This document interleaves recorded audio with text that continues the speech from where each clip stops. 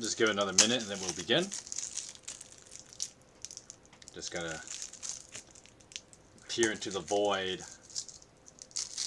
and the silent abyss of the humming of the background of my computer's fan.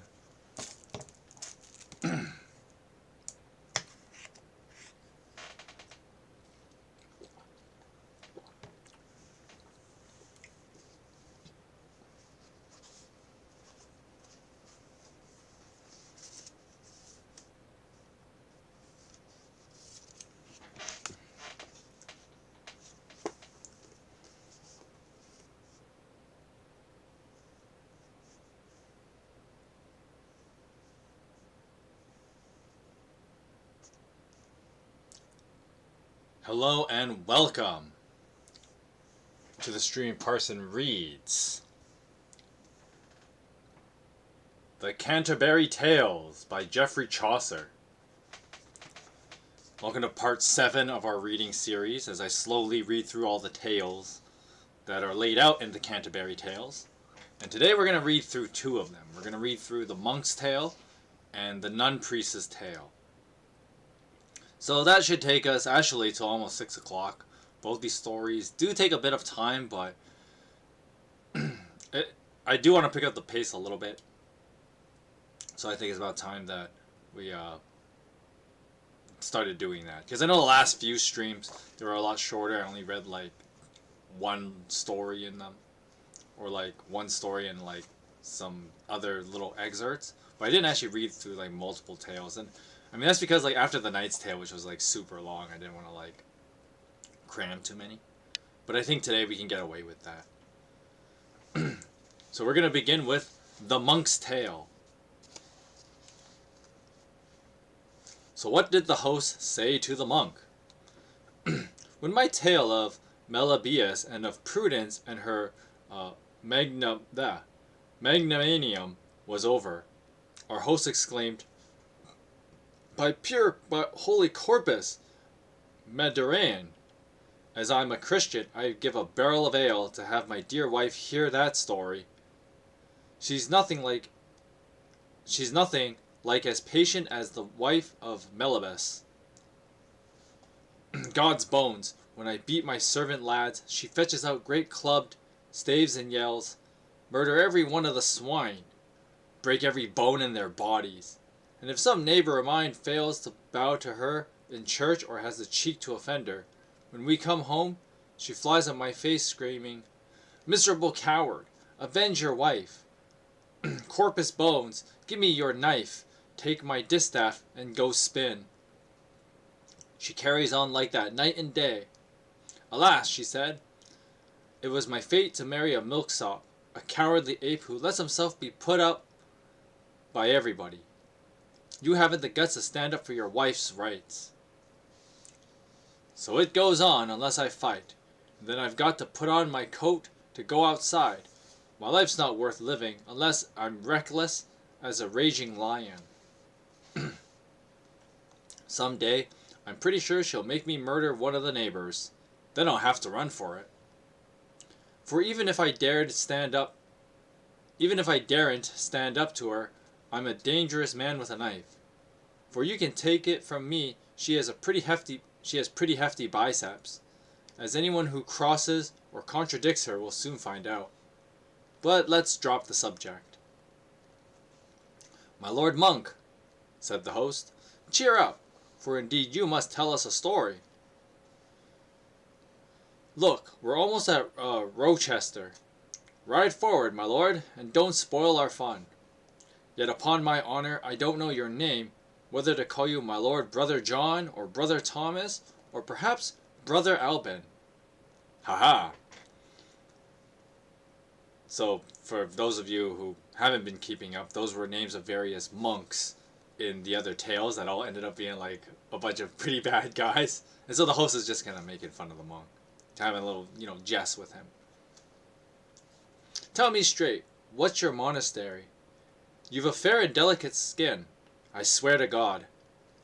There's good grazing where you come from, and you don't look like a penitent nor a ghost. My faith, You must be some sort of supervisor, a secretan, or a cavalier perhaps.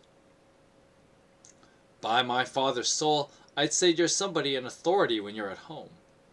Nor no poor novice or cloisterer, but some wine-shrewd administrator, and a brawny, well-set-up man at that.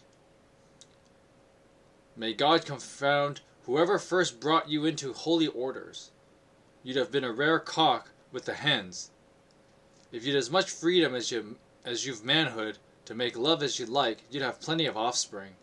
A pity you wear the cope. God damn me, were I the Pope, not only would you, but every stout fellow, tonsort or no, should have a wife. The word's like to perish because religion's got a hold of the best stallions. And we laymen are mere shrimps. You get miserable shoots from weak trees. This makes our sons so feeble and scrawny that they can scarcely make love. It's why our wives want to try out clerics, because you make better payment to Venus than we can. Ha ha. And God knows I'm no counterfeit coin. But don't take offense, my lord, at my jokes. I've heard many a true word spoken in jest. The good monk bore it all with patience and replied, well, I'll do my best to tell you a tale or two, as far as it is consistent with decency. And if you care to listen, I'll tell you the life of Edward the Confessor, or first, I'll recount a few tragedies. I've 100 of them in my monastery.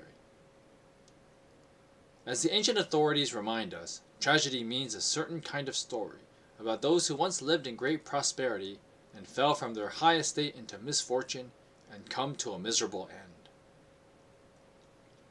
They are usually versified in lines of 6 feet called hexameters. Many have been composed in prose as well as in number of varying meters. This definition should suffice.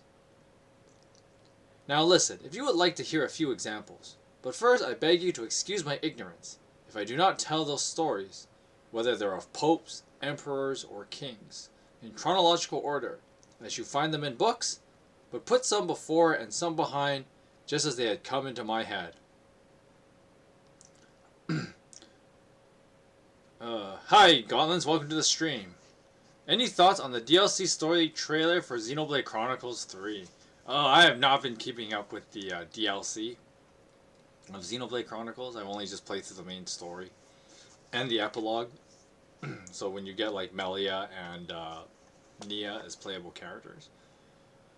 But so I don't really have much input. I mean, from the looks of it, it's probably like another like maybe a cycle of the whole like rebirth thing that was the whole story of Xenoblade Chronicles 3. Oh, spoilers, by the way. But perhaps maybe the DLC is playing one of the other previous timelines. Basically, before Noah Prime becomes N. That's what I call him. Before Noah Prime becomes N.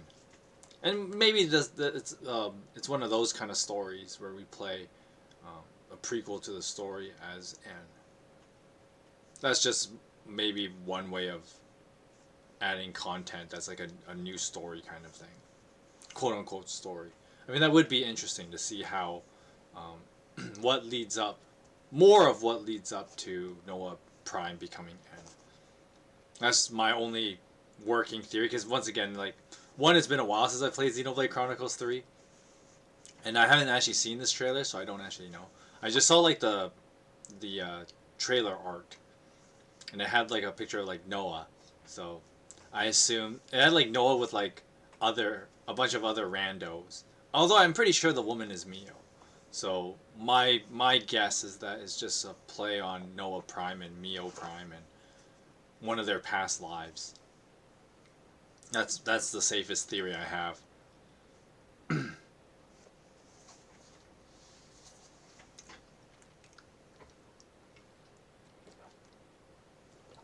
Anyway, so basically, the host is just kind of poking fun at the monk. And one of those funny things where it's like, you know, making a reference to the other, like, stories that we've already gone through, like the Miller story and whatnot. But the idea of like women cheating on their husbands and end up like having sex with the monk, and the joke that the host was poking at was like, come on, like don't deny, like come on, you gotta think it's kind of funny. I mean, look at you. And then like if you remember from the introduction, the monk, even though he's supposed to be like a traditional holy man, he's pretty ripped because he's a hunter, and he's got like a huge pastime of like being in the outdoors. And so like he's got big arms. He's probably a tough guy. And so the host is kind of poking fun at the monk, and the monk tries to like play it cool and be like all professional. I mean, he's a monk after all, so he should be. And that's where we are now. And now we're gonna read the actual tale that the monk tells, which he decides to tell a tragedy.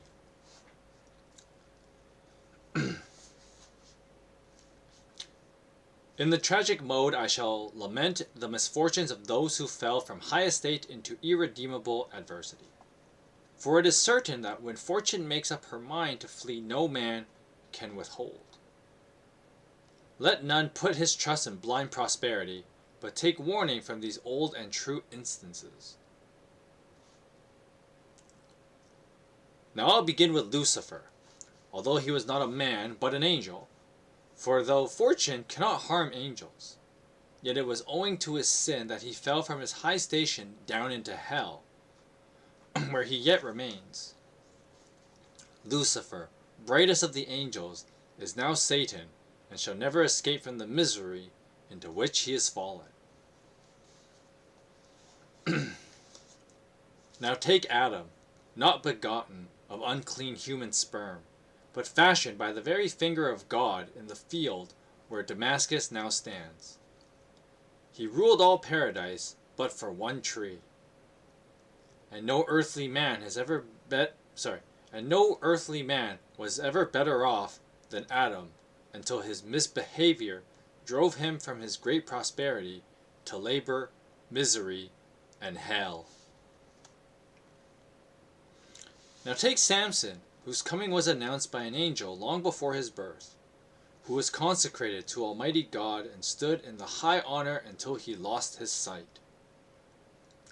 There was never such another for strength and the courage that goes with it. But he told his wife his secret, and so slew himself in his misery. Samson, that great and mighty champion, slew a lion as he walked along the road going to his wedding, tearing it completely apart with no weapon, but his 2 hands. But his treacherous wife coaxed and pleaded till she knew his secret. When the traitress betrayed it to his enemies, and forsook him for a new husband. In his rage, Samson took 300 foxes, and tied their tail together and set them on fire, having attached a firebrand on each tail. And they burned all the crops in the land, including the vines and olives. And he also slew single-handed 1,000 men with no other weapon than the jawbone of an ass.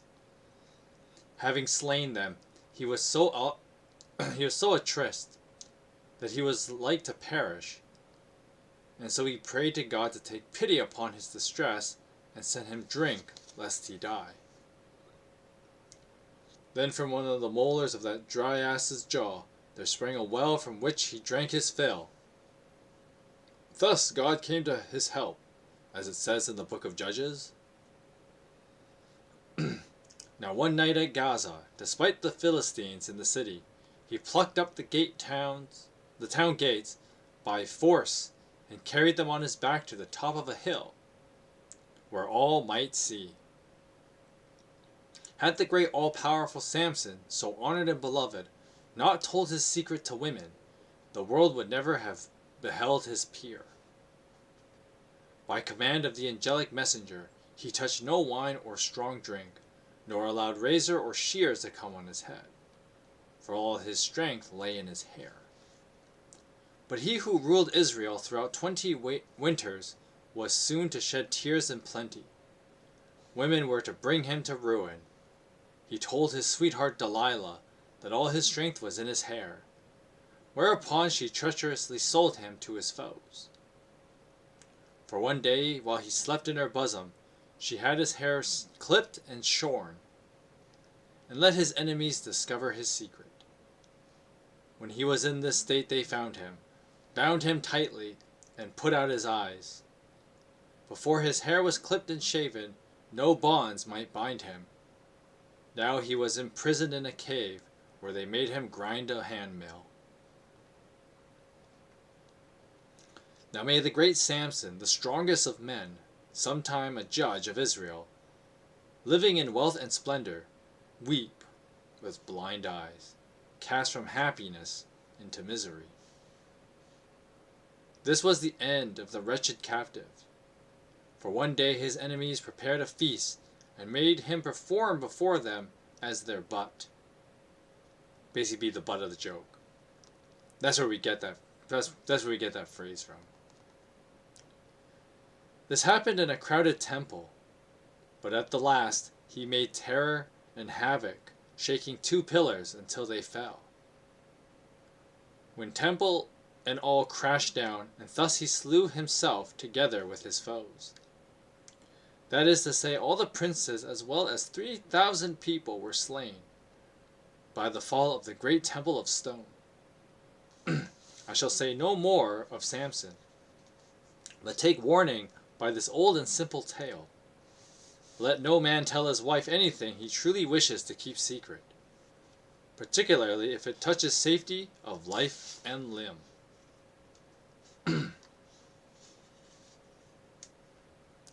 Now, Hercules, his labors sing the laud and high renown. Hercules, the greatest of conquerors. For in his day he was a paragon of strength.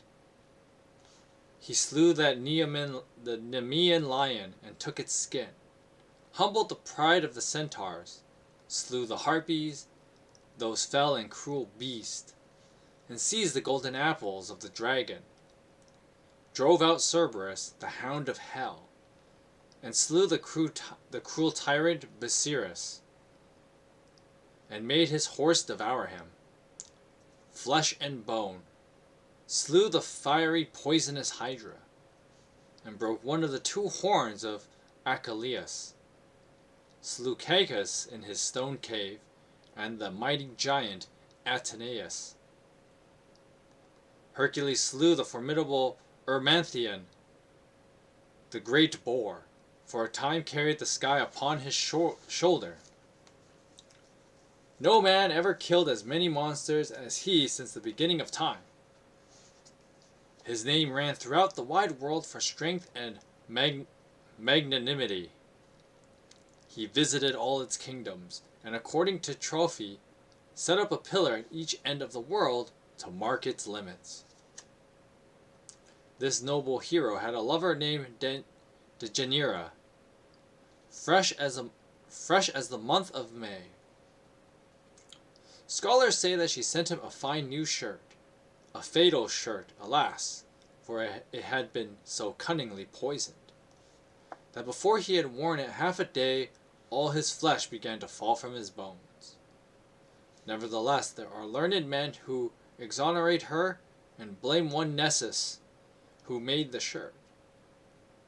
But be that as it may, I shall not accuse her, for still Hercules wore this shirt upon his naked back till the poison blackened his flesh, and when he saw there was no remedy, he disdained to die from poison, but raked hot coals upon himself. Thus perished Hercules, mighty and famous. Now who can trust fortune for a moment? Those who follow the ways of this turbulent world are frequently laid low before they know where they are. He is wise who knows himself. Be on your guard. For when fortune wishes to beguile, she bides her time and overthrows her man in the way he least expects.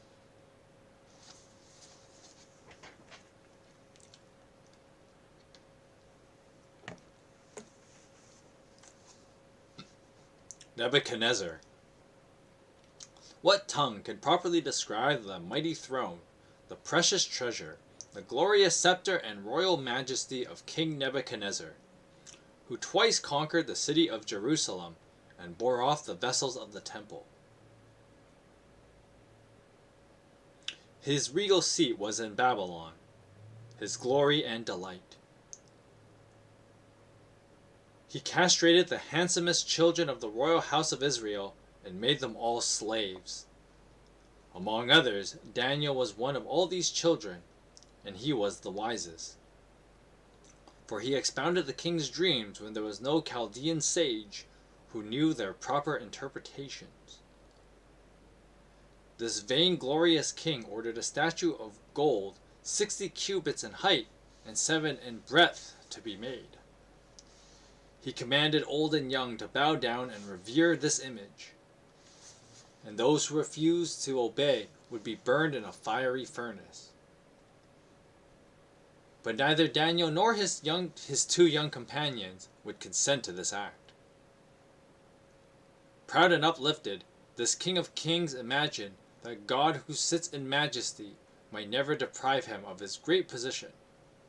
Yet he suddenly lost his scepter, and became like a beast and roamed for some time with wild animals, eating hay like an ox, and lodging in the open and in the rain. His hair grew like an eagle's feather, and his nails like the claws of a bird, till after some years God released him and gave him back his vision. Or his reason, Then he thanked God. The tears poured down his face, and for the rest of his life feared to sin or to trespass further. And to the day he was laid upon his bier, he knew God to be filled with power and grace.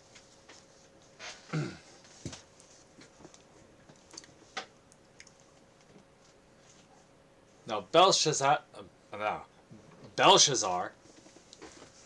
the son of Nebuchadnezzar, ruled the kingdom after his father's day, yet would not be warned by his fate, but was proud of heart, and lived in pomp and magnificence, and moreover a confirmed idolater.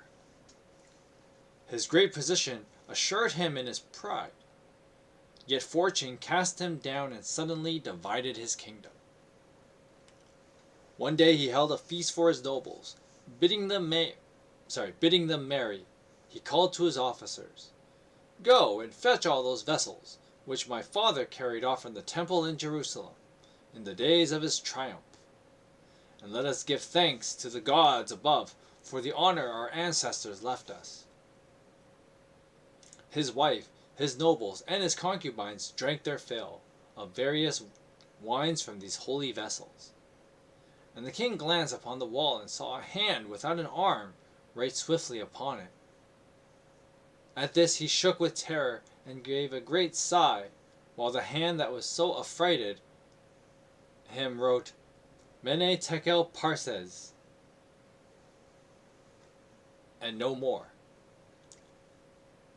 No magician in the land could interpret the meaning of the writing, but Daniel soon expounded it, saying, "O king, God sent your father glory, honor, and kingdom, treasure, and revenue. But he was proud and had no fear of God at all. Therefore, God exacted a great vengeance and took him from his kingdom. He was cast from the company of men to dwell among asses and eat grass like an ass in the sun and rain, until he understood through grace and reason that the God of heaven has dominion over all creatures and kingdoms. Then God took compassion upon him and restored him his kingdom and his former shape. Now you, his son, know all this to be true. Yet you are proud like him, and you rebel against God and are his enemy. Moreover, you have had the audacity to drink from his vessels, and from the same vessels your wife and also your harlots have sinfully drank various wines, and you had wickedly worshipped false gods. Therefore, great sufferings are in store for you. Believe me, the hand that wrote Mene Tekel Parez on the wall was sent from God. Your rule is over. You have been weighed, and you have been found wanting. Your kingdom is divided, and shall be given to the Medes and the Persians. And that same night the king was slain, and his throne occupied by Darius, though he had no lawful claim to it. Sirs, the moral of this is, there is no security in power. When fortune means to forsake a man, she will take away his kingdom, his wealth, and his friends, both high and low. Those friends a man makes through good fortune will turn to enemies in bad. I imagine a proverb that is both true and generally applicable.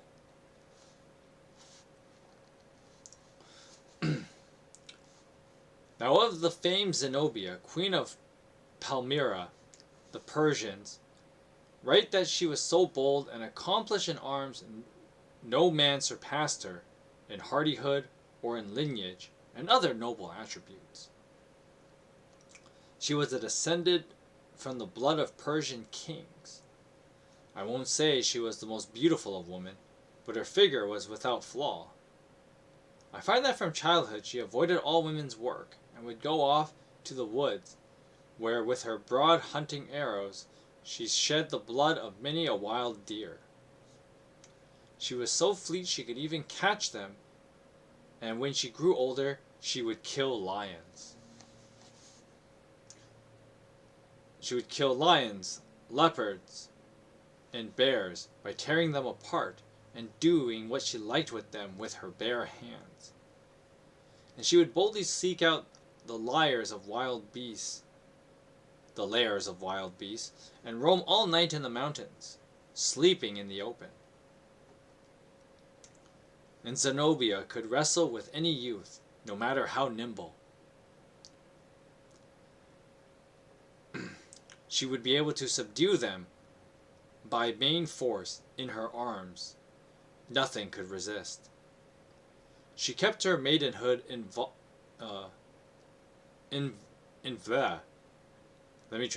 She kept her maidenhood inviolate, scorning to be tied to any man. Yet in the end, her friends married her, despite her long delays and procrastinations, to, oh my god, these names, Odaenathus, a prince of Palmyra. You must understand, he shared her tastes and ideas. Nevertheless, once they were joined together, they lived in joy and felicity, for each loved the other dearly. One thing except, on no account would she ever permit him to lie with her more than once at a time, for her sole object was to bear a child that the world might increase and multiply. If after the act she saw that she was not with child, then she would suffer him to have his will once again, and only once. And if this time she found herself pregnant, that sport was denied him till 40 clear weeks were past, when she would allow him again to repeat the act. Odaenathus might rage or plead, but he got no more out of her, for she would say it was shame and lechery on a wife's part if her husband made love for any other reason. By Odaenathus he had 2 sons whom she brought up in virtue and learning. But to return to our story, I say that nowhere in the world was there to be found a living creature more wise and honorable, generous, yet not extravagant, more courteous, and more resolute in war. It is impossible to describe the magnificence of her plate and apparel. She was entirely clad in gold and precious gems. Her hunting did not stop her from finding time to obtain a sound knowledge of various language. Her greatest delight was in learning from books and how to lead a virtuous life. But to cut short the tale, she and her husband were both formidable warriors who conquered and held with a strong hand many great kingdoms of the East. And many a splendid city belonging to the imperial majesty of Rome. Their enemies could never put them to flight while Odaenathus was alive. But those who wish to read of her battles against King Shapur and others, and how all these events came about, for why Zenobia made her conquests, and what titles she had to them, know of her later misfortune and grief, and how she was besieged and captured, should turn to my master Petrarch. Now I assure you he wrote enough upon the subject. When Odaenathus died, she held the kingdom with her own hand and fought her enemies in person with such savagery there was no prince or emperor in the land who did not count himself lucky if she did not make war on their country. They made formal alliances with her that they might live in peace, and let her ride or hunt as she pleased. Neither Claudius, the emperor of Rome, nor Gallienus before him, nor any Armenian, Egyptian, Syrian, or Arabian ever summoned the courage to take the field against her, lest she slay them with her own hands, or put them to flight with her army. Her two sons were royally cladded, as befitted the heirs of their father's kingdom. Their names were Hermano and Thamaleo. That's how you say that. According to the Persians, but fortune always mixes gall with her honey. This powerful queen was not to endure for long, for fortune made her fall from her throne to misery and ruin. When the government of Rome came into the hands of Aurelian, he planned to take vengeance upon the queen and marched against Zenobia with his legions. In short, he put her to flight and captured her at last. He fettered Zenobia and her two children, conquered the country, and returned to Rome. Among other things, captured by the great Roman, Aurelian, was her jeweled golden chariot, which he brought back with him that it might be seen by the people. She walked before him at his triumph, crowned as a queen, with gold chains around her neck, and her clothes encrusted with gems. Alas, fortune, she who was once the bane of emperors and kings, is now gaped upon by the mob. She who with stern onslaughts wore the helm and stormed the strongest citadels must now wear a woman's cap upon her head. She who bore the flowering scepter must carry a distaff and earn her keep.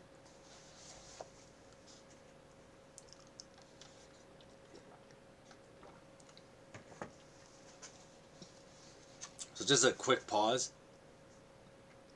The monk is just like citing all these like historical and mythological figures. So obviously he picked a few from the Bible. We have like Lucifer, Adam, and Samson. He picks some from myth. So he had Heracles and now Zenobia. And then now we move into the part where he talks about like other historical figures. Just so you're just in case you're, getting a little bit lost with all the jumping around the monk's tale does. But all the monk is really doing for his tale, and kind of is taking the lazy way out, is he's just kind of evoking all these other like great figures in history with the theme of tragedy and how these people were once great, but as the old saying goes, the bigger they are, the harder they fall.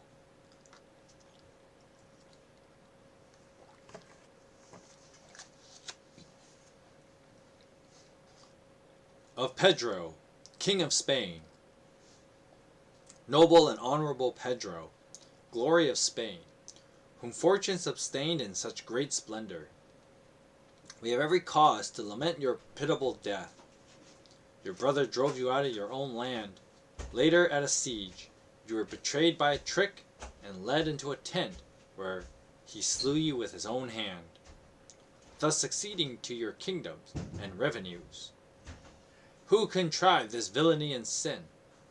A black eagle upon a field of snow, caught in a limb twig red as burning coal. Who helped the assassin in his need? A nest of evil? No, Charlemagne's Oliver, ever scrupulous of loyalty and honor. But a Ganilion Oliver, corrupted by bribery, brought this noble king into the trap. Of Peter, king of Cyprus. And you also, O noble Peter, king of Cyprus, whose generalship won the city of Alexandria. Many and many a heathen did you bring to grief, and for this your own liegeman became envious and assassinated you one morning in your bed, for no other reason than your knightly prowess. Thus fortune rules and guides her wheel, bringing men from joy to sorrow.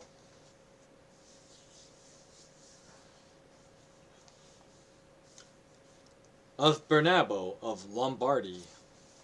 Why should I not recount your ill fortune, great Bernarbo, Viscount of Milan, god of pleasure and scourge of Lombardy, since you climbed so high a pinnacle?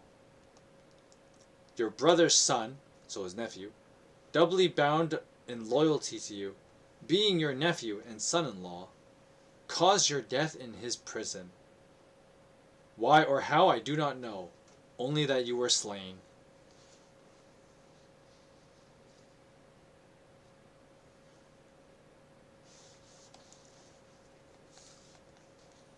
Of Ugolino, Count of Pisa. So if you don't know who these kings are, basically during the early parts of the Dark Ages, before the Crusades,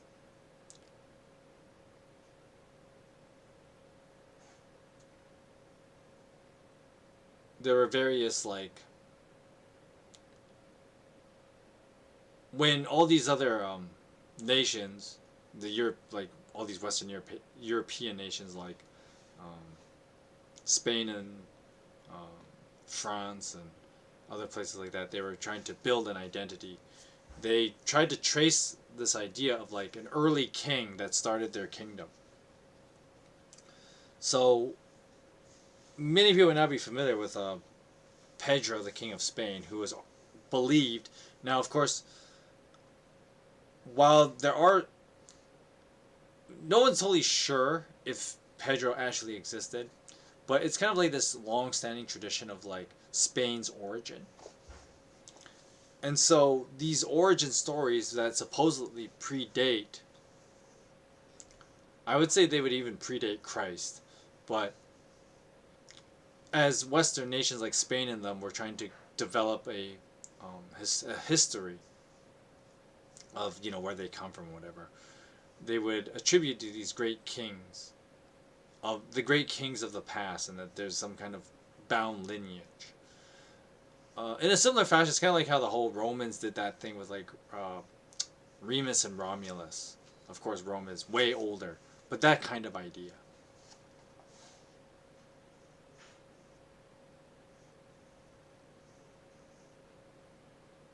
Okay, this one's going to be a tough one. Of Ugolino, Count of Pisa.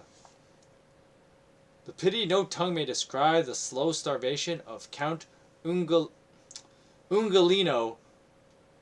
of Pisa. A little way out of Pisa stands the tower in which he was put in prison for his 3 small children, the eldest scarcely 5 years old. O fortune, how cruel of you it was to put such birds in such a cage. In that prison he was condemned to die. Roger, the bishop of Pisa, had laid a false charge against him, whereupon the people rose and imprisoned him as I have described. The little food and drink he was given was barely enough, besides being poor and... It's hard to see with the spine of the book anyway. besides being poor and bad. Now one day, about the time his food used to be brought in, the jailer shut the gates of the tower. He heard it plainly, but said nothing, yet in his heart he thought they meant to starve him to death. Alas, that I was born, Ugolino cried, and tears fell from his eyes. His youngest son, 3 years of age, said to him, Father, why are you weeping? When will the jailer bring our broth? Have you no morsel of bread saved up? I am so hungry I cannot sleep. Would to God I might sleep forever, then hunger could not creep into my belly. There's nothing I want so much as bread. Thus day by day the children cried out, till he lay down in his father's bosom, saying, Goodbye, father, I must die. And he kissed his father and died the same day. When the heartbroken father saw he was dead, he bit upon his arm in his agony, crying, O fortune, I may lay the blame for all grief upon your treacherous wheel. Thinking, he bit his arms for hunger instead of grief. And his children said, O father, don't do that. Rather eat our flesh, the flesh you gave us. Take it and eat it. These were their very words, and a day or two after that they lay down in his lap and died. He himself despaired and perished of hunger. Such was the end of the mighty Count of Pisa, whom fortune cut down from his high estate. Now enough of this tragic story. Whoever wishes to hear a longer version must read the great poet of Italy, for he describes it in all from beginning to end, leaving no word out, and his name is Dante.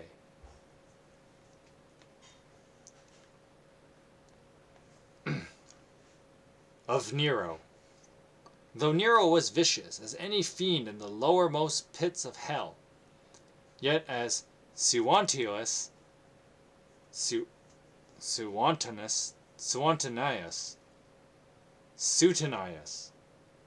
a weird one, Suetonius, Suetonius, tells us he held the 4 quarters of the world in subjugation. He delighted in jewelry, and his clothes were embroidered from head to foot with rubies, sapphires, and white pearls. No emperor was more sumptuous in dress than he, or more vain and fastidious. Once he had worn a robe, he never liked it. Once he had worn a robe, he never looked at it again. He kept a store of nets made of gold thread for fishing. He wished his law, and fortune obeyed him as if she were his friend. Now Nero burned Rome for his amusement, and slew his senators one day to hear them weep and scream. He slew his brother, and lay with his sister. He made a pitiable spectacle of his mother. He slit open her womb to see where he had been conceived. Alas, that he should have so little feeling for his own mother. Not a tear dropped from his eyes at the sight. He merely remarked, she was a fine-looking woman. Well, may you wonder how he could bring himself to sit in judgment upon her dead beauty. He commanded wine to be brought, and at once drank, but showed no other sign of grief. When power is conjoined with cruelty, the poison goes too deep. In youth, this emperor had a tutor, who, unless the book lies, was the pattern of moral wisdom in his time, who taught him learning and manners. He was intelligent and tractable, while his tutor had him in his charge. It was long before despotism or any other vice dared invade his heart. Nero stood in great awe of his Seneca, of whom I speak because he used to rebuke him for his vices with words rather than blows, saying, "Sir, an emperor should be virtuous and detest oppression."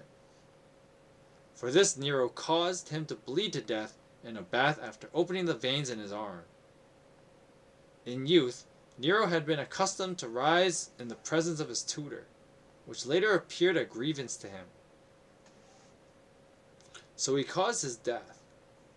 Nonetheless, the wise Seneca chose to die like this in a bath, rather than brave other torments. Thus Nero slew his beloved tutor, and the time came when fortune would no longer nourish Nero's enormous arrogance. Though he was strong, yet she was stronger. For God's sake, I must be mad, thought she, to place a man so crammed with vice in a position so high, and call him emperor. By God, I'll topple him out of his seat. He'll fall just when he least expects it. And one night the people rose against him because of his crimes. Seeing this, he slipped out of his palace gates alone, and hammered upon a door where he expected to find help. But the more he cried out, the faster they barred the door against him, till he realized he had deluded himself. Not daring to call out any longer, he went away. And everywhere the people cried and shouted round about, with his own ears, he heard them yell, "Where's that damned tyrant Nero?" He almost went out of his wits for fear, and prayed piteously for his gods for succor. But it never came. Half dead with terror, Nero ran into a garden to hide himself. And in the garden he found a couple of peasants sitting beside a roaring fire. He begged those two yokels to strike off his head, that no ignominy might be done his body after his death to dishonor him. Not knowing what else to do, Nero slew himself, and fortune laughed at her joke. Yeah, Nero was for those of you who don't know who Nero is, Nero was like an emperor in like late first century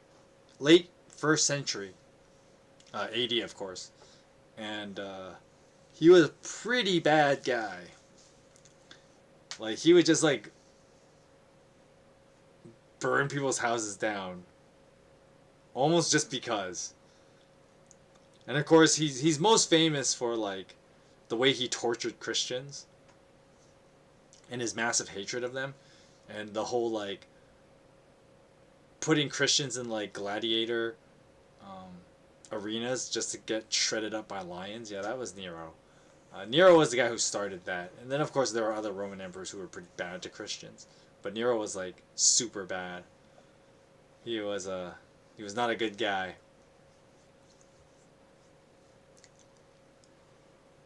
What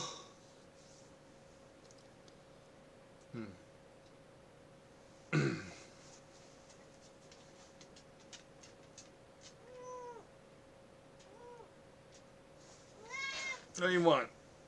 Cat wants to use me as a bed. Say hello, everybody. No? You don't care about the people? See, that's why I don't get viewers, Mischief. It's because you're mean to them. You're mean to me, so I shouldn't expect anything less than you being mean to everybody. Anyway, continuing on, of Holofernes. In his day, no king's captain ever subjugated more kingdoms, was more omnipotent in the field, or more magnificent in his arrogance than Holofernes, whom fortune lovingly embraced and led by the nose, till before he knew it his head was off. Not only did all men hold him in awe of fear for losing their liberty or riches, he forced them to renounce their faith. Besides, Nebuchadnezzar was God, he declared. No other god is to be worshipped. None dared dispute his edict, save in the strong city of Bethulia, where Eliakim was priest. Now marked the death of Holofernes. One night he lay drunk in his tent, which was the size of a barn. in the midst of his army. Yet for all his power and splendor, a woman, Judith, smote off his head as he lay asleep. Undetected by them all, she stole away, bearing his head to her city. Of the illustrious king Antiochus. When need to recount the royal majesty of King Antiochus, his huge arrogance and poisonous crimes, there never was another like him. Read what he was in the Maccabees. Read the proud boasts he made, and why he fell from the height of prosperity, and how miserable he perished upon a hillside. Fortune had so exalted his pride that he really believed he might reach to the stars, weigh each mountain in the balance, and hold back the floods of the sea. Most of all, he hated God's people. Supposing that God could never really subdue his pride, he used to put them to death in torment and agony. And because they had inflicted a crushing defeat upon Nicanor and Timothy, he conceived such hatred for the Jews that he ordered his chariot to be made ready in all haste, savagely swearing to set out at once for Jerusalem, and wreak his rage upon it with utmost cruelty. But his plan was soon thwarted. God smote him grievously from those threats with an invisible and incurable wound that cut and bit into his gut, till the pain was not to be borne. A just punishment indeed, as he had tortured the guts of so many others. Now despite his torment, he would not give up his wicked, damnable purpose, but ordered his army to make ready forthwith. When suddenly, before he knew it, God subdued all of his boasting and arrogance, for he fell heavily from his chariot, lacerating his limbs and flesh, so that he could neither walk nor ride, but had to be carried about in a chariot, because of his bruised back and sides. Now evil worms crawled into his body, so grievously did God's vengeance smite him. He stank so horribly, none of the personal attendants that guarded him, sleeping and waking, might be near the stench. In this torment he wept and lamented, and knew God to be Lord of creation. The stink of his carrion was nauseous to himself and his whole army. None might carry him in this stench, and horrible agony. In this stench and horrible agony, he perished miserably upon a mountain. And so that criminal murderer, who had brought tears and lamentation to so many, received the due reward of arrogance. Now of Alexander. The story of Alexander is so generally known that all persons of discernment have heard some or all of his fortunes. In short, he conquered the wide world by main force, except in the case of those who were glad to sue him for peace on account of his formidable reputation. Wherever he went, he humbled the pride of man and beast from one end of the world to the other. No comparison could ever be made between him and any other conqueror. The whole world quaked in terror before him. He was the pattern of chivalry and magnificence. Fortune made him heir to all her honors. So filled was he with lion-like courage that nothing, save women and wine, could blunt his ambition, undertaking of vast labors and great deeds of arms. What praise would it be to him were I were to tell you of Darius and 100,000 other brave knights, princes, dukes, and earls whom he conquered and brought to ruin? What more can I say than that the length of breadth of the world was his? Were I were to talk for ever about his knightly prowess, it still would not suffice. According to Maccabees, he reigned 12 years. He was the son of Philip of Macedon, the first king of the land of Greece. O noble and excellent Alexander, that it should ever have befallen you to be poisoned by your own people. Dicing with fortune, she turned your six into an ace and never shed a tear.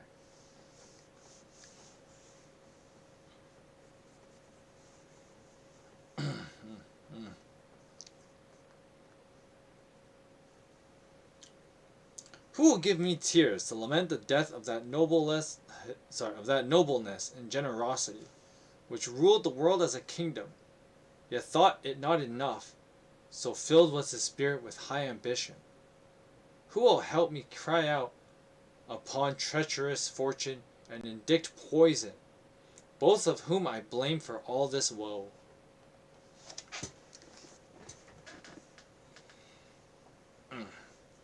Let me just move the camera a little bit there. Oh, no. I don't want to move that much. I don't want the light from behind me, the window, to be in shot, because the window sometimes, like, light goes through it funny and ends up being an annoyance. Okay.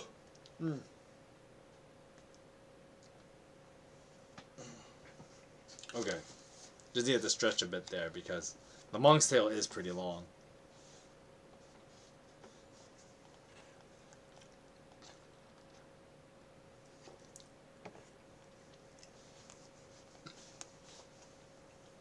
Of Julius Caesar. Through wisdom, valor, and immense labor, the conqueror Julius himself praised himself from a humble station to royal majesty, gaining the whole Occident, land and sea, by diplomacy or force of arms, and making it tributary to Rome, of which he later became emperor, not necessarily true in history, till fortune turned against him. In Thessaly, great Caesar fought his father-in-law Pompey, who had at his command the whole chivalry of the East as far as the rising of the sun. By his prowess he slew or took prisoner all except a few who fled with Pompey. Thus he overawed the whole Orient. For this he could thank fortune that served him well.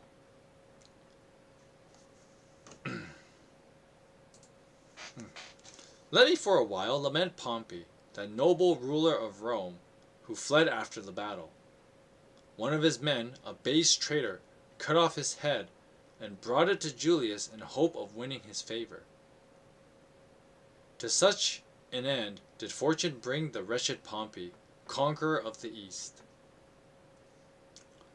Now Julius returned again to his triumph in Rome, crowned with laurels, but in time Brutus Cassius, who had always envied his great eminence, secretly wove a subtle conspiracy against Julius, and, as I shall relate,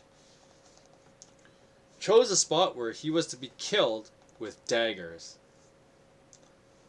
Julius went to the capital, as usual, one day, and there he was suddenly set upon by the treacherous Brutus and other of his enemies, who stabbed him with their daggers, and left him dying, covered in wounds.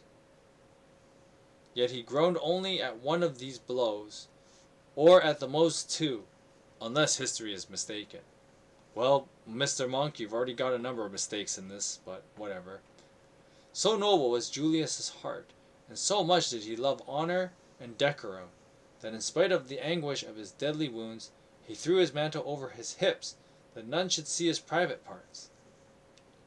As he lay dying, half conscious and knowing death was certain, he kept decorum in mind. For a full account I refer you to Lucan and Suetonius, and also Valerius, who have written the story from beginning to end. How fortune was at first a friend and later an enemy of these two great conquerors. Let no man trust in her favor for long, but be ever on the watch. Take all these mighty conquerors as examples. Of Croesus, Croesus. It's like there's a lone E, and I think you are supposed to pronounce it, but I don't know if it's whether Croesus or Croesus. I'm gonna say Croesus. Of Croesus, the rich Croesus, who was once the king of Lydia, of whom Cyrus himself stood in awe, was seized in the midst of all his pride, and led the fire to be burned. But such a deluge poured down from the sky that it quenched the flames, thus allowing him to escape. Yet he had not the grace of taking warning, till fortune hung him gaping from the gibbet. For when he escaped, he could not resist making a new war. Since fortune had arranged the rain to enable him to escape, he was convinced his enemies could not kill him. Besides, he had a dream one night which made him so pleased and proud he set his heart upon vengeance. He dreamed he was up in a tree, where Jupiter washed his back and sides, while Phoebus brought him a fine towel to dry him with. So he was puffed up with the pride and asked his daughter, standing beside him, to tell him what it meant. For he knew that she had great learning, and she began to interpret his dream. The tree, she explained, stands for the gallows. Jupiter betokens rain and snow. Phoebus, with his clean towel, stands up for the rays of the sun. Father, you will be hanged for certain. You shall be washed by the rain and dried in the sun. And thus his daughter, whose name was Phane, gave him plain warning. And Croesus was proud.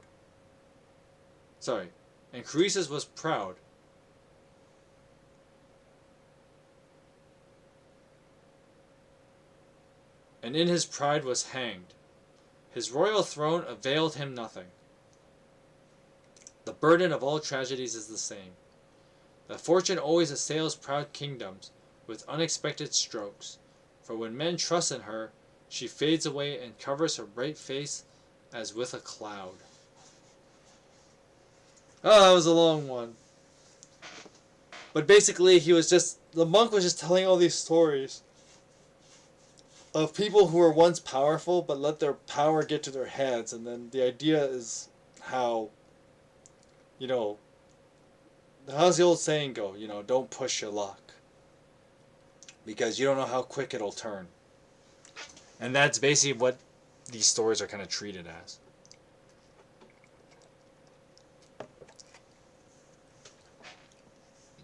Of course, the interesting thing is that, in a number of the stories, there's also, the monk poking at, men's weakness to women. And this is weaved into the story pretty well with how fortune is described as a woman as well. And I mean, that's a common thing that, people do in myth and storytelling. We associate, we associate, abstract things like fortune and wisdom and things like that. We attribute those things to be feminine.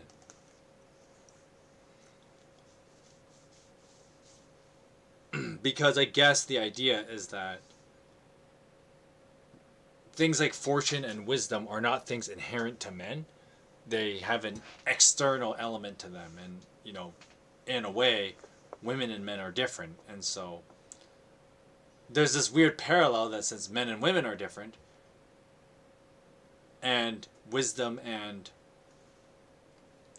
things like wisdom, fortune, and all those things are not innate in men, then they kind of just get put into the other category. So these things are seen as female. And so then, thus, why in literature, things like that get attributed as being female. What do you want now? Hurry up. See, the cat's going to be, sitting here for a minute. Get frustrated because I don't let her eat my food or sleep on my lap. Because honestly, when your cat wants to sit on your lap, the assumption is that you stop moving, stop breathing even.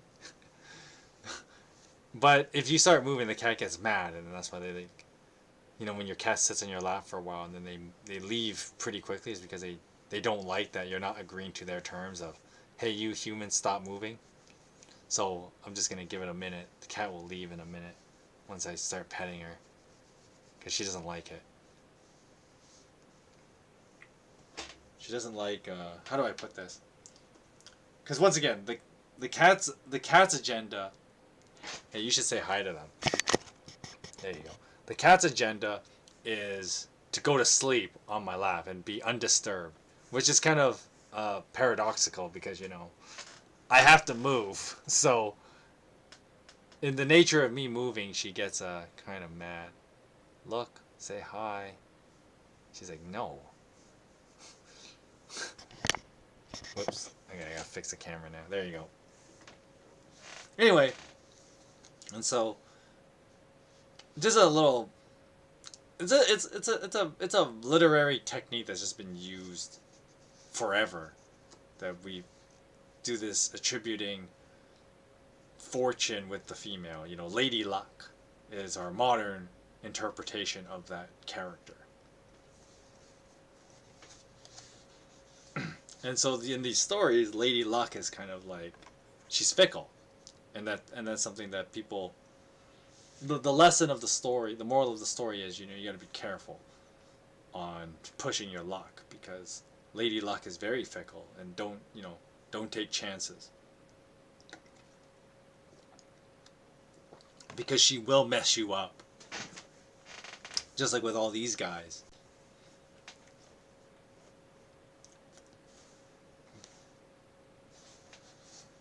Anyway, moving on. "Stop!" exclaimed the knight. "No more of this, good sir. What you've said is true enough, certainly, and more than true. But for most folk, it seems to me a little melancholy goes a long way. As for me, I find it pretty depressing to hear about people living in wealth and ease only to be told of their sudden ruin. On the other hand, it delights me to hear of a man of low estate who climbs up and becomes fortunate and stays prosperous. That seems to me much more pleasanter and the right sort of story to tell." "Ah, yes," said the host. "What you say is true. By St. Paul's bell. This monk goes booming on about how fortune covered something or another with a cloud, and about what tragedy is, as you've just heard. For goodness sake, it's no use whining and lamenting when what's done is done. And as you say, it's a penance to have listened to those calamities. No more of them, Master Monk. God bless you." This stuff bores the whole company. Yeah, it was boring me a little bit too. I was getting a little sleepy there. "That sort of talk's not worth a butterfly. There's neither fun nor enjoyment to be had from it. And so, Master Monk, or Brother Peter, if that's your name, I entreat you to tell us something else. For by the Lord in heaven, if it hadn't been for the clinking of these bells hanging over your bridle, I'd surely have gone to sleep and fallen off, though the mud were never so deep. Then you'd have told all your stories in vain. For certainly, as the scholar says, it's no use giving a lecture when there isn't any audience. And I'm a good listener to any story that's well told. Tell us something about hunting, sir, if you please." "No," replied the monk. "I'm in no mood for frivolity." Frivolity means like pointless speech, I guess you could say. Like he doesn't want to do something. He thinks it's pointless. Is kind of what he's getting at. Now let someone else tell a story, as I have. Let our host address the nun's priest in his rough, hearty way. Come nearer, you priest. Come over here, Brother John. Tell us something to keep our spirits up. Cheer up. Never mind that miserable hack you're riding on. It doesn't matter of being how gaunt and ugly a horse is, so long as he serves. See, you always keep a merry heart." "Ah, yes, indeed," the priest replied. "Host, I swear you're right. If I don't give satisfaction, I should certainly be blamed." and he broached his tale without delay. And this is what that genial priest, kindly Brother John, told us. The nun priest's tale. A poor widow, somewhat advanced in age, once lived in a small cottage beside a clump of trees standing in a valley. This widow of whom I tell had led a very patient, simple life since the day she was last a wife, for she had little property of income. She kept herself and her 2 daughters by making do with what God sent her. She had 3 large sows, no more, 3 cows and a sheep called Moll. The hall was bower, where she ate her scanty meals, was thick with soot. No need had she for sharp sauces, for no dainties passed her lips. She only ate what she could afford. Thus she never fell ill through overeating. A temperate diet, exercise, and a contented heart were all her medicine. No gout stopped her from her dancing. No apoplexy hurt her head. She drank no wine, neither white or red, and most of the dishes at her table were white and black, milk and brown bread, which she had no lack of, broiled bacon, and sometimes an egg or 2, for she was by the way of being a dairy woman.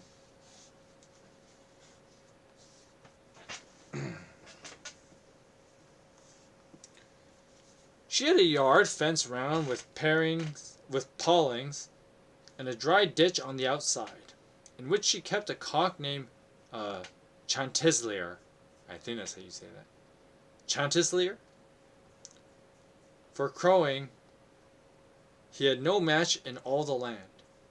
Talk about the bird now. His voice was mellower than the mellow organ that played in church on Mass Day. At home, his crow kept him better kept time than a clock or an abbey orolog. He knew by instinct each revolution of the quinodical in that town. For every 15 degrees on the hour, he would crow to perfection. His comb was redder than the finest coral and embattled like a castle wall. His black bill shone like jets. His legs and toes were azure, with nails whiter than a lily, and his feathers the color of burnished gold. Interesting looking bird.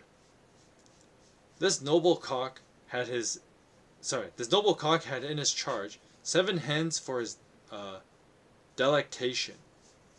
They were his sisters and his mistresses. Hey, that's how birds be, okay? All remarkably like him in hue, and the one whose throat had the loveliest colors was called pretty Madame Pertelote.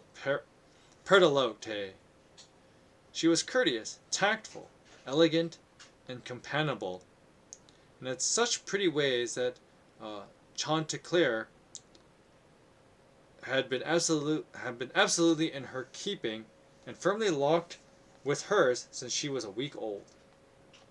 How happy he was in his love, and at sunrise, what a delight to hear them sing in sweet accord. My love is gone, for in those days, I'm told, animals and birds could sing and talk.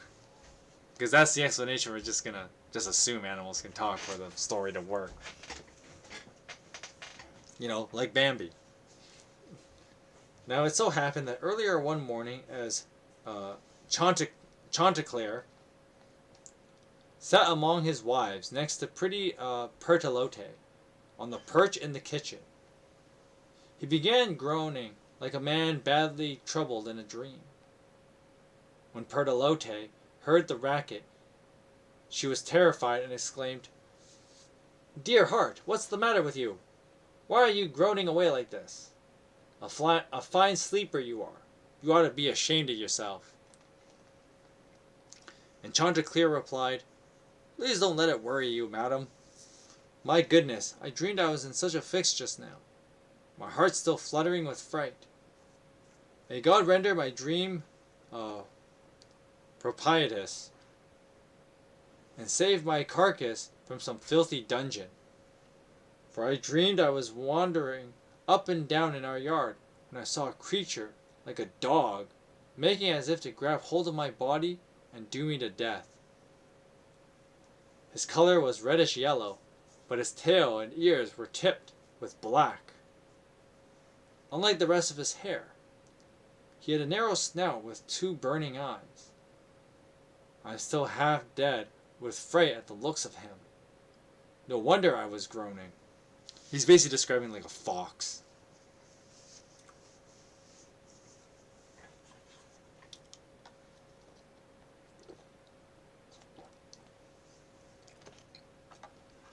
Get along with you, she said. Shame on you, faint heart. Alas, now you've lost my heart and my love, by the Lord in heaven.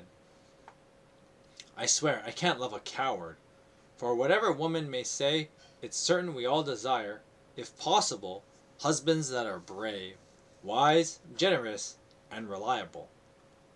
Not skinflints nor fools, nor scared of the sight of a weapon, and not braggarts either, for God's sake. How can you have the face to tell your sweetheart that anything could make you afraid? Haven't you a man's heart to go with that beard of yours? Alas, can you be scared of dreams? Lord knows dreams are nothing but foolishness. Dreams come from overeating, and sometimes from stomach vapors and a mixture of overabundant humors. Now excuse me, I'm certain the dream you had last night comes from the surplus of red bile in your blood, which makes people have terrifying dreams about arrows, red tongues of flame, huge red ravening beasts, of fighting, and of dogs all shapes and sizes. Just as the black melancholy humor makes many cry out in their sleep, for fear of black bears or black bulls, or of being hauled off by black devils. I could tell you of other humors besides which trouble plenty of people in their sleep, but I'll pass on as quickly as I can. Look at Cato, who was a man of such wisdom. Didn't he say, "Take no stock in dreams"? No, sir. I'm sorry. Now, sir, she went on. I did the wrong voice there. And when we fly down from the rafters, for goodness sake, take some laxative. On my life and soul, the best advice I can give you is that you purge yourself of both these humors, and that's the plain truth. To save time, as there's no apothecary in town, I myself will instruct you in the herbs which will help you to recover your health. Yes, how human these talking chickens are.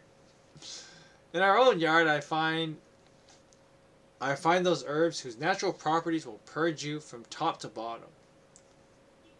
Now, for heaven's sake, don't forget, you're a very choleric temperament. So be careful. The noonday sun doesn't find you filled with hot humors. For if it does, I'll lay 6 pence you catch the Tartan fever, or an ague, and that'll be the death of you.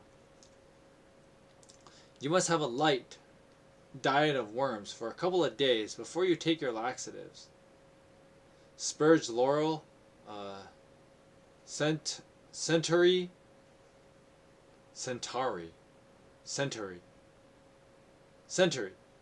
fumitory, and elabore. They all grow here. Catapuce, buckthorn, berries, or the herb ivy that grows in our nice garden. Peck them where they grow and eat them up. Cheer up, husband, for gracious sakes. Don't be afraid of any old dream, that's all.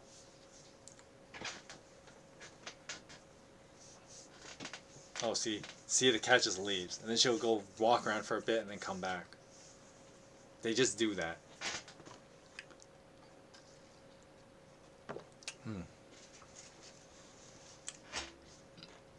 Madam, cried the cock, 1,000 thanks for your information. Nevertheless, as regards, Cato was so renowned for his wisdom, though he laid it down that dreams are nothing to worry about. By God, you'll find a contrary opinion in ancient books, written by many men of far greater authority. Believe me than Cato. They have clearly shown from experience that dreams are auguries of the joys and sorrows we undergo in this present life. It needs no argument. Experience provides the proof. One of our greatest authorities tells this story. One day 2 friends embarked upon a pious pilgrimage, and they happened to come to a town where there was such crowds of people and such shortage of accommodation they couldn't as much find a single cottage where they might be both put up. So of necessity they had to part company for the night, each going to his inn and taking whatever offered in the way of shelter. One was housed in a stall of plough oxen that stood far out in a yard, and the other, as luck or fortune that governs us all would have it, found himself in a good enough lodging. Now, long before daybreak, it happened that the man dreamed, as he lay in his bed, that his friend was calling him, crying, "Alas, I shall be murdered tonight in this oxen stall where I lie. Come to my help, dear brother, or I die. Come in all haste." The man started out of his sleep in a panic, but when he was fully awakened, turned over and looked no further notice, thinking his dream an absurdity. But he dreamed it again, and the third time it seemed to him his friend came and said, "Now I am killed. Look at these gaping blood-stained wounds. Get up early in the morning, and at the west gate of town you'll see a cart filled with dung, in which they've secretly hidden my body. Don't hesitate, but stop that cart. If you want to know the truth, I was murdered for my gold." And with pale face and piteous looks, he gave him the details of how he had been killed. Depend upon it, the man found his dream was absolutely true. For the next morning, as soon as it was light, he made his way to his friend's inn. Where he reached the ox stall, he began shouting for him. But the innkeeper answered, "Your friend's gone, sir. He left the town at daybreak." Remembering his dreams, the man became suspicious, and set off without delay to the west gate of town, where he found a dung cart apparently on its way to a dung field, just as you heard the dead man describe. Then he called stoutly for vengeance and justice on the crime. "My friend's been murdered this very night. He's lying stiff and stark in that cart with his mouth gaping open. Fetch the magistrates whose job it is to keep order in the town. Help! Hoa! Here's my friend lying dead." What more need I add to the tale? The people came rushing out and threw the cart to the ground, and in the middle of the dung they found the newly murdered man. See how our blessed Lord always unmasks murder, for he is just and true. Murder will out. We see it every day. Murder is so heinous and abominable to the justice and reason of God that he will not suffer it to be hidden, though it may stay secret 2 or 3 years. Murder will out. That's my opinion. Then the officers of the town seized the carter and the innkeeper. They tortured the one and put the other on the rack until they confessed their crime and were hanged by the neck. From this we may see that the dreams should be treated with respect. Indeed, I find it in the very next chapter of the same book. And believe me, I'm not exaggerating. The story of the 2 men who for some reason were able to cross the sea to a far country. Had the wind not been contrary, and kept them waiting in a city that stood pleasantly beside the harbor. One day, however, the wind changed towards evening and blew in the direction they desired. So they went joyfully to bed, planning to sail early the next day. But a wonderful thing befell one of the men as he lay asleep. Before dawn, he dreamed an extraordinary dream. It seemed to him a man stood by the side of his bed, commanding him to remain, saying, "If you go tomorrow, you will be drowned. That's all I can tell you." The man awoke and told his friend what he had dreamed, and begged him to abandon the voyage and stay where he was that day. But his friend who slept beside his bed laughed him to scorn. "No dream is going to scare me from attending to my affairs," he said.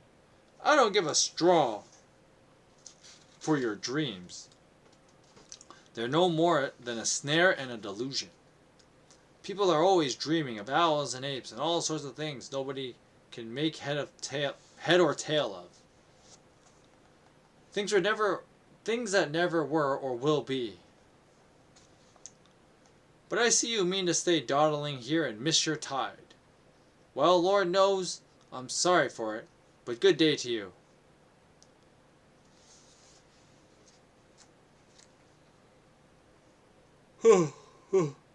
Excuse me. And so he took his leave and set sail. But before the voyage was half over, don't ask me why or what went wrong, the ship's bottom was rent asunder by some accident, and the ship and men went down together, in the sight of the other vessels near them which had sailed at the same time. And so, my dearest Pertolote, you may gather from such time-honored instances that nobody should be too heedless of dreams. For as I say, there is no doubt whether there are many dreams that are sorely to be dreaded.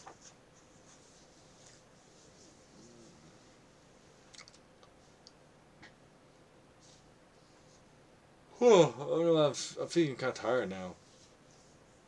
I'm going to take a short break, maybe wake up a bit. I mean, part of it is that I do have to wake up super early and work and stuff. And then I come home, wash up, and then I stream. So I don't actually take a nap in between. Well, that's because I get home like less than an hour before stream starts. So kind of hard to find time to nap then. And, can't be napping at work.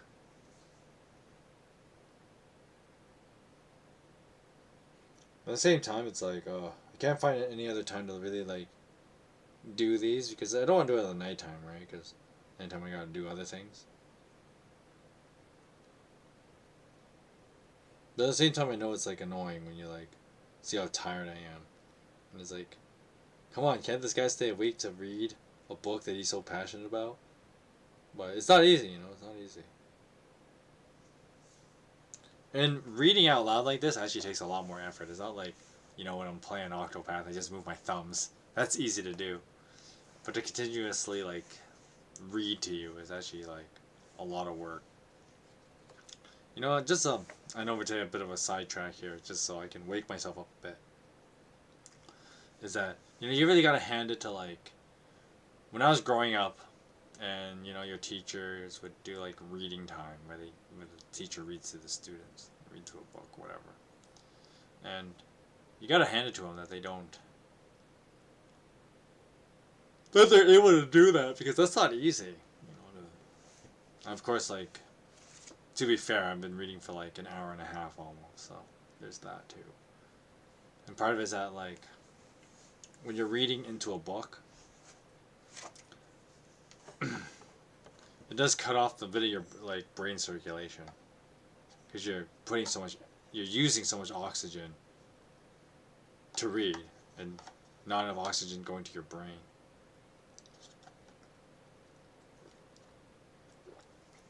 That's probably what it is. Because, I mean, doing good so far? I think so. I am getting a little bit tired though, Gauntlets. But we're going to finish the Nun's Tale and then we'll end the stream after that. which will take us to about 5 o'clock. The Nun's Priest Tale. I know, that's such a stupid title. It's The Nun's Priest. But, okay. Whew. I think I'm awake enough. Let's do this. Now, what about Kenelm's dream, which I read in the life of Saint Kenelm, the son of Kenelphus, the great king of Mercia. So one day, just before he was murdered, he had a vision of his assassination. His nurse interpreted every detail of his dream to him and warned him to guard himself against treason. But he was only 7 years old, and therefore took little account of dreams. He had such a saintly mind. By God, I'd give my shirt to have you read his story. Once again, these are birds. How do they have shirts? But anyway, as I have. Dame Pertolote, I'm telling you the plain truth. Macrobius, who wrote about Scipio's dream in Africa, affirms their trustworthiness and says they give warning of future events. Moreover, I beg you look at the Old Testament. See if Daniel thought dreams nonsense. Read about Joseph too, and there you'll find whether dreams are something. Now I don't say always, warnings of things to come. Think of Pharaoh, the king of Egypt, and his butler, and his baker. Did they find dreams of no effect? Anyone who inquires into history of various kingdoms may read hundreds of extraordinary stories about dreams. What about Croesus, the king of Lydia? Didn't he dream he was sitting in a tree, which signified he would be hanged? And there's Hector's wife of Andromache. The very night before Hector was to lose his life, she dreamed he would perish if he went to battle the next day. She warned him, but it was of no use. He went out to fight just the same, and Achilles slew him. But that's much too long a story to tell. Besides, it's nearly dawn. I must go. To wind up, let me just say this. That dream portends danger to me, and furthermore, I tell you I take no stock in laxatives.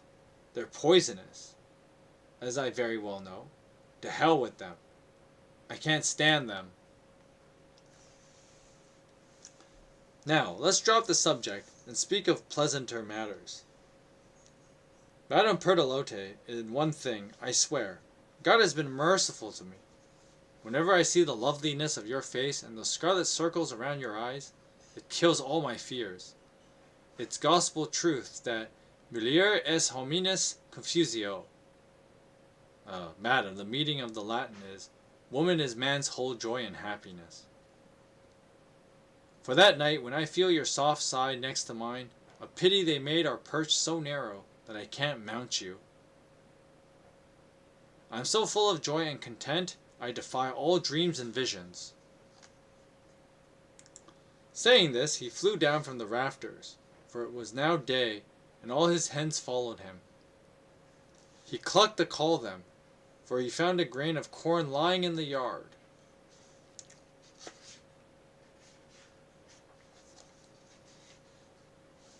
Just checking how much longer this is. Okay, not that long.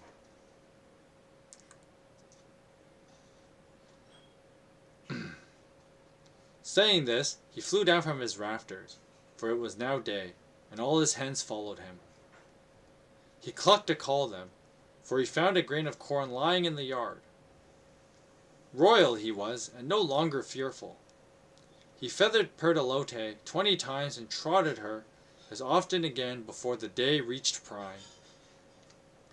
Now he looks like a grim lion. Up and down upon his toes he struts, disdaining to set foot on the ground. Finding a grain of corn, he clucks, and all his wives coming running up.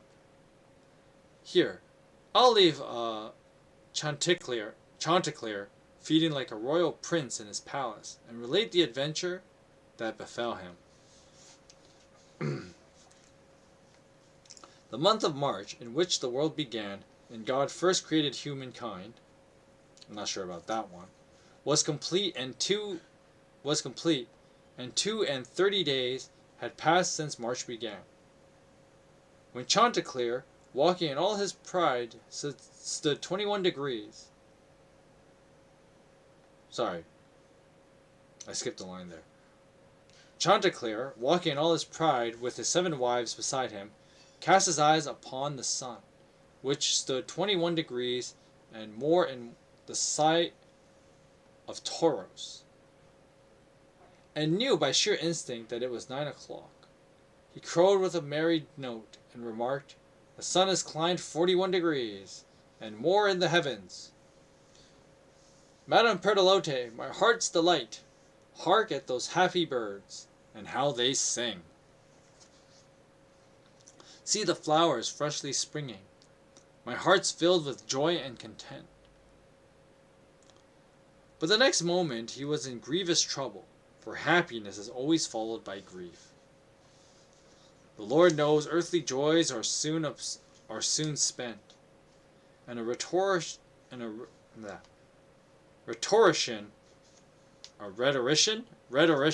that's how you say that, a person skilled in rhetoric. Clearly not me. A rhetorician skilled in writing elegant poetry might safely chronicle this as notable truth. Now let all wise men listen to me. I guarantee this story is as true as the book of Lancelot de Lac, or Lancelot and the Lake, whom women hold in such great reverence. But to return to my theme. Foreordinance by Almighty Providence, a sly, unprincipled, coal-black fox that had lived for 3 years in the nearby copse had broken through the hedge that same night into the yard, where proud Chanticleer was wont to repair with his wives. He lay crouching in a bed of cabbages until it was about midday, biding his time to fall on Chanticleer, just like these assassins who lie in wait to murder people. "O treacherous murderer, lurking in your den! O you second Iscariot, new Ganelon, false dissembler! O you second Sinon, that Greek who brought Troy to utter grief! Ah, Chanticleer, cursed be the day that you flew into the yard from the rafters. Your dream gave you good warning that for you it would be a day of peril. But according to the opinion of certain scholars, what God foresees must come to pass." Any accomplished scholar will tell you that on this there is great altercations and dispute in the schools,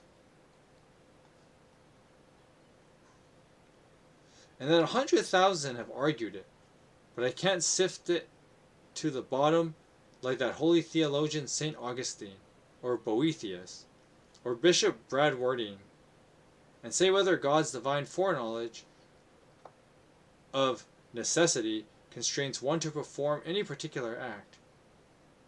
By necessity, I mean simply necessity. Simple necessity. Like an obligation, like you have to do something. That's what that means. Or whether one is granted free choice to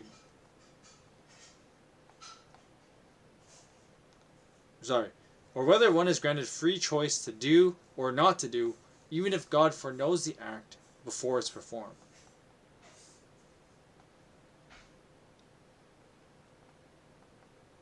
Or whether his knowing does not constrain at all except by conditional necessity. Now with such problems I have nothing to do.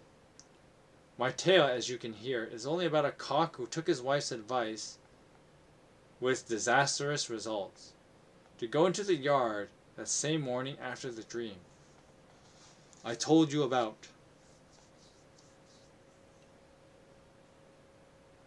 I hate this itchy feeling.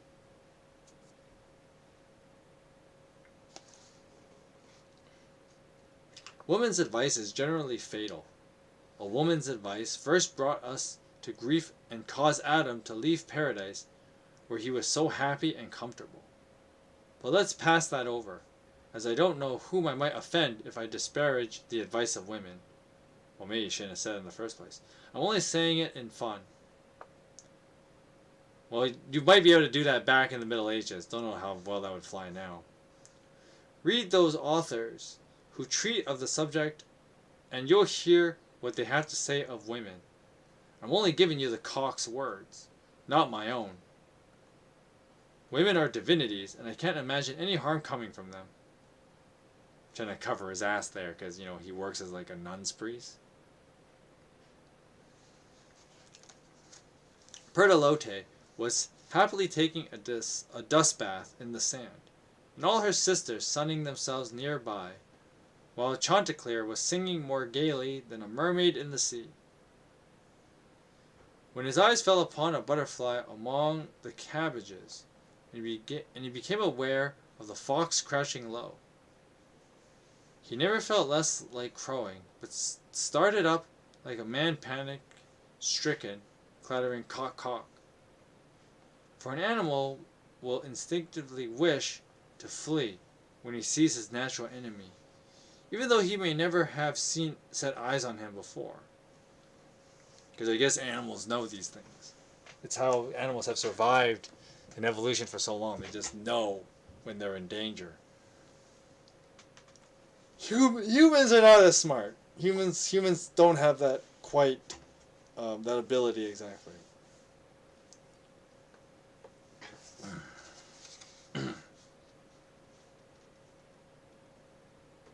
So when Chanticleer caught sight of him, he would have fled, had not for the fox quickly exclaimed, "Good sir, where are you off to? Alas, are you afraid of me when I am your friend?" So yes, the fox talks too. "Could I be such a monster as to do you any harm or mischief? I'm not come to spy upon you. Indeed, the only reason for my coming was to hear you sing. Indeed, you've a voice as beautiful as an angel in heaven. Besides, more feeling for music than Boethius or any other singer. Your good father, God bless his soul, and your mother, too, used to be kind enough to visit my house to my great contentment, and I'd love to be able to entertain you as well. For when it comes to singing, I'll say this. Strike me blind if I've ever heard anyone except you sing, as your father did in the morning. Indeed, it came straight from the heart. Everything he sang, and to reach the highest notes, he'd strain himself till both his eyes were screwed tight, standing on tiptoes and stretching out his long slender neck. And then how loud was his cry! Besides, he was a man of great discernment, and there wasn't anyone in the country round to surpass him in song or wisdom. I've read in Bernal the Ass, among other verses, of the famous cock whose leg was broken by a priest's son when he was young and foolish, and how he made the priest lose his benefice. But there's certainly no comparison to be made between the cleverness of that cock and your father's wisdom and dissertation. Now sing, sir, for charity's sake. Let's see if you can imitate your father." Chanticleer began to flap his wings, enchanted by his flattery and suspecting no treason. And that's what always gets you killed. "You nobles, there are many lying sycophants and flatterers in your courts who please you far more, believe me, than those who tell you the truth. Read what Ecclesiastes says about flattery and beware its guile."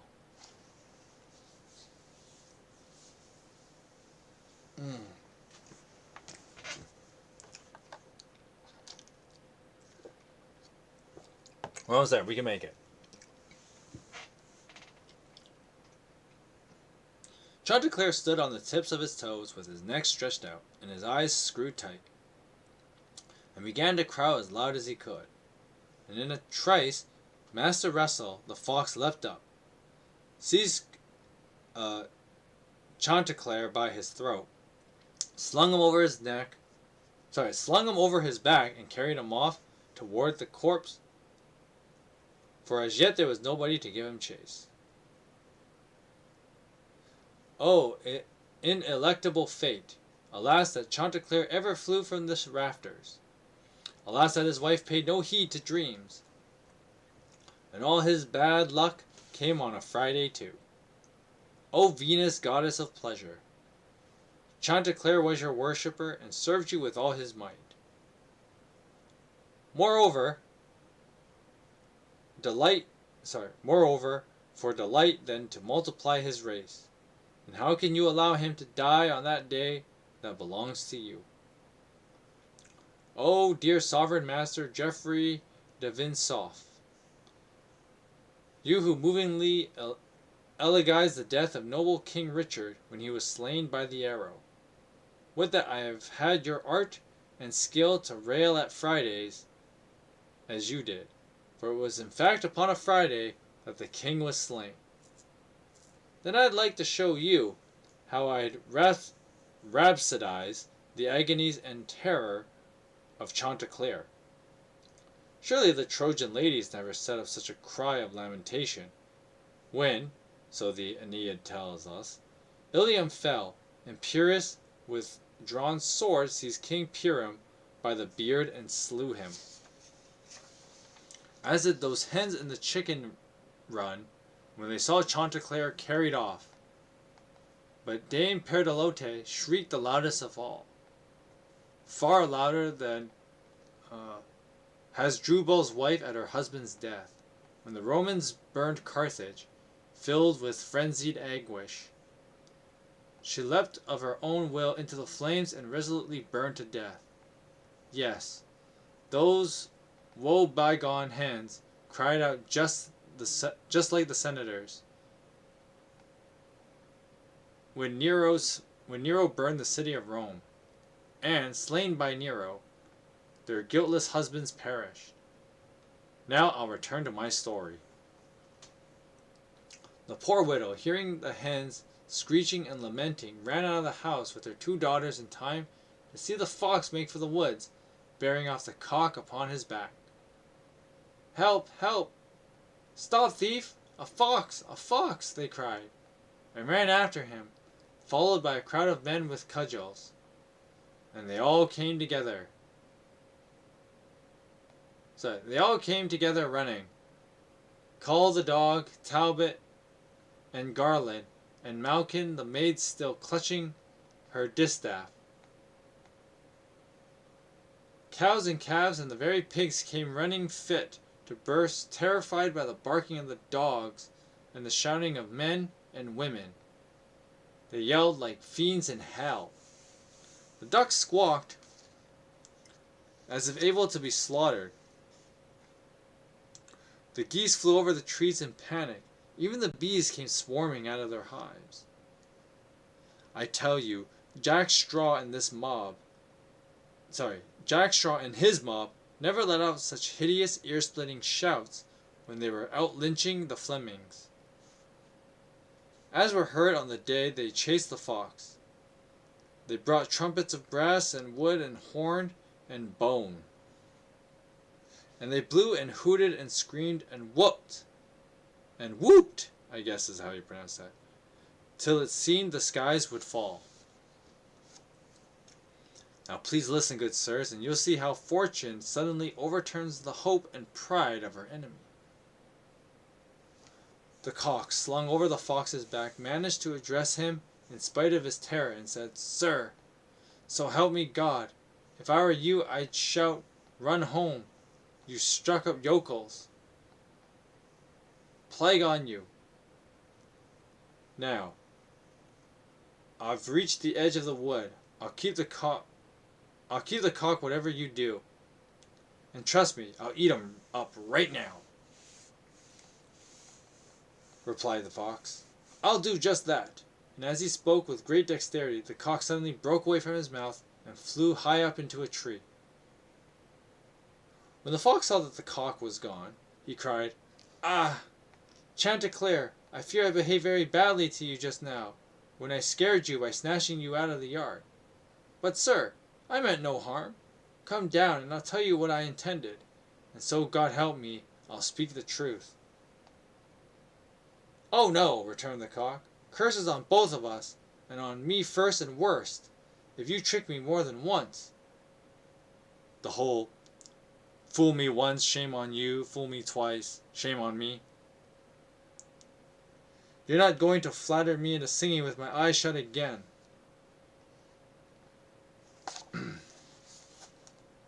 "Anybody who willfully keeps his eyes closed when they ought to be wide open deserves to have God forsake them." "No," said the fox. "Rather God send bad luck to anyone with so little self-control as to chatter when he ought to keep his mouth shut. That's what comes of being heedless and careless and believing in flattery." Good people, if you think this tale is no more than a farce about a cock and a hen, remember the moral. St. Paul said that everything that's written is written for our instruction. So take the corn and leave the chaff. Now, gracious Father, if it be thy will, as our Lord says, make us all good men, and bring us to his heavenly bliss. Amen.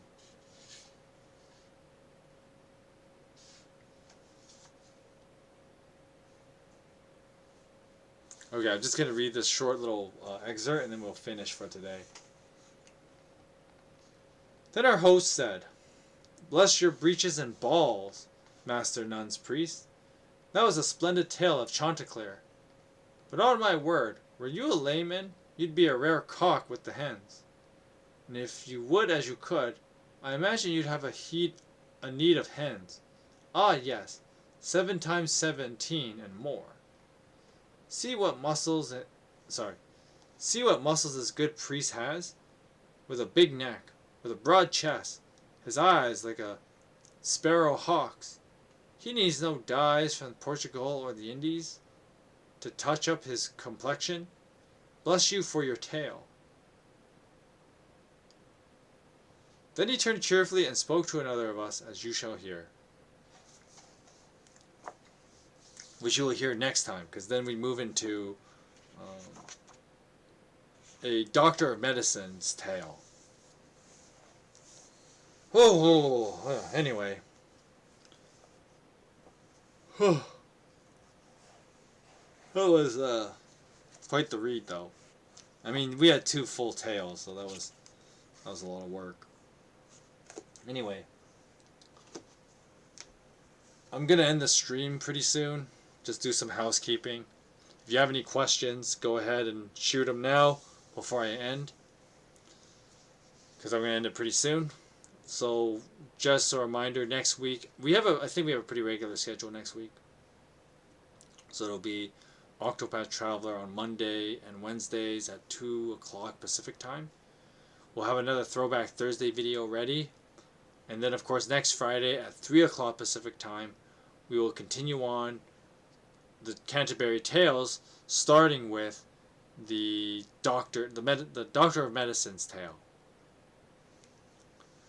Anyway, I'm feeling kind of tired. Maybe I'll take that nap now.